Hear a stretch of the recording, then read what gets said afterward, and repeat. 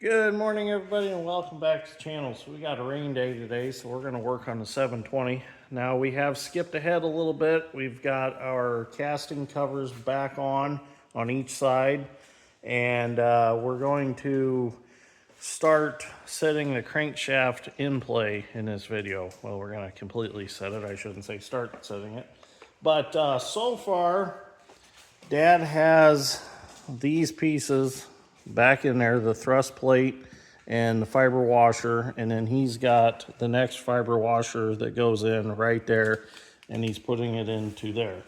So what you're going to need for this, I'll show you this here in the book, is you're going to need a length of pipe cut at 3 1/4 inches in length, and it needs to be 2 3/4 inches in diameter for a temporary spacer. Did I say that right? Yeah, I said that right.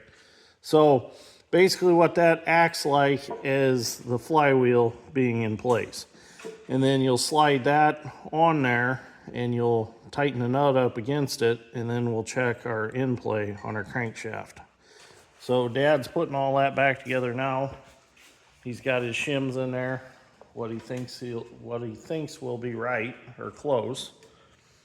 Kind of judging by what came out of it, we put back in it to see where we're at. So we got to get that tightened back up. And actually, 3/1000 feeler gauge. Oh, you got it, yeah. Just center this cover. Yeah. So far, ours is centered just on the bolts. Yeah. But I am making sure with the gauge. Yeah, you stick that gauge between here and that cover, and you want 3/1000 gap there. And you said the bolts are centering it so far? So far, it's a little snug, so what I do is pick up on it just a hair with a screwdriver. And then snug them.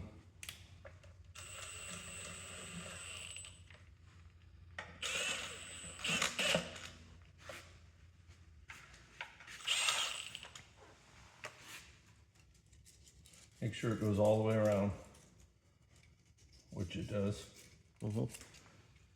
That's just so it don't wear on that oil slinger. And actually what this pipe was that we're using is from a swiveling boat seat. The one that I had bought for the grade all, I had cut the pipe off because I needed it shorter, and it turns out that's the right diameter. Down like so.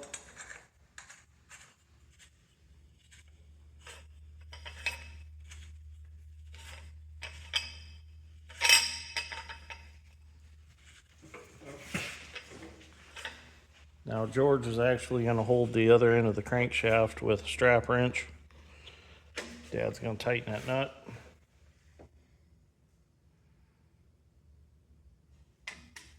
Get it tight.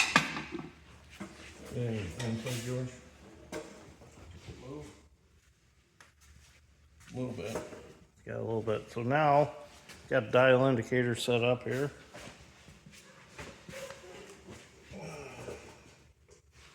Just gonna stick this here. Good spot for it. Move that to somewhere on the crank. There we go, that's a good spot. Zero the dial indicator out.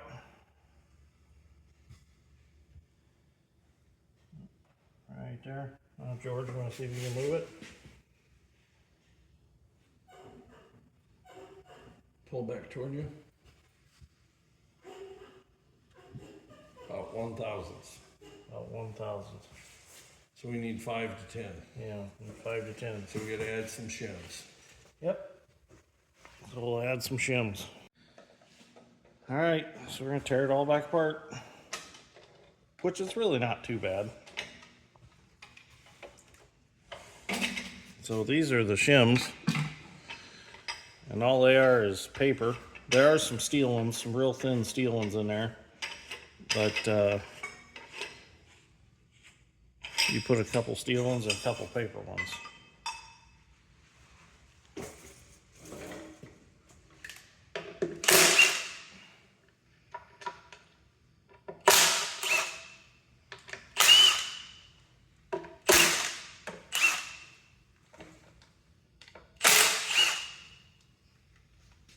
I think this is about the only way to do this. You couldn't really measure anything to see shim wise before you put it all together, right? Right. You just gotta keep playing with it. I'm sure there's some guy out there that has a different method than this. Well, there's a serial number break. The newer ones are done a little different. It's kind of the same principle, but they have a thrust washer between the crank and the inside of this cover.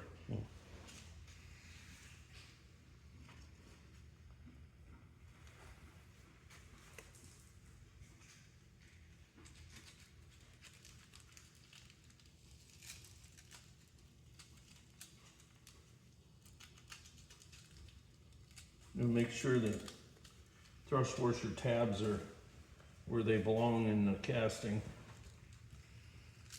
The inside one and the outside one. Put a little grease on them and hold them in place.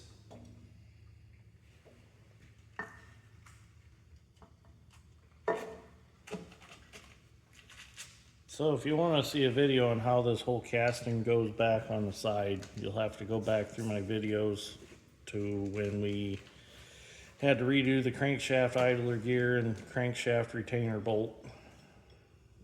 Those videos show all that. I figured since we've already been through that, I wouldn't put any of that in this video. Just try to touch on the more important points, such as setting in play and crank.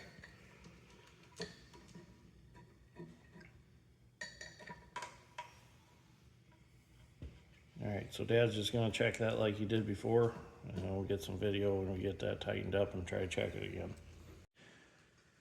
Alright, tightening our nut back on.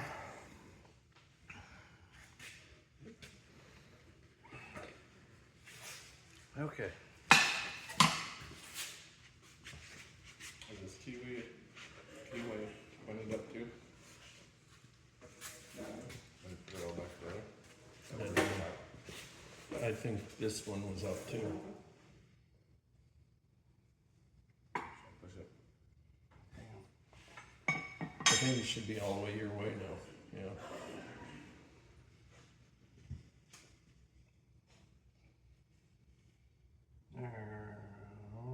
Right there. Ready? Yeah, push it.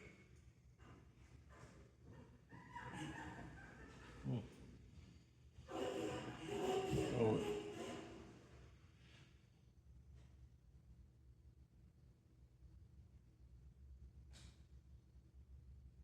Alright, try it.